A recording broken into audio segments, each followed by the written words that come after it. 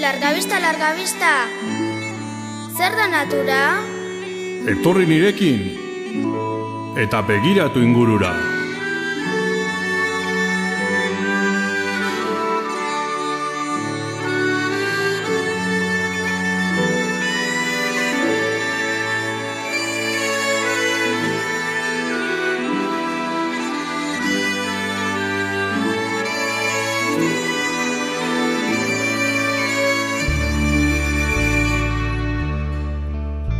Zergatik dago mendian hainbeste isiltasun?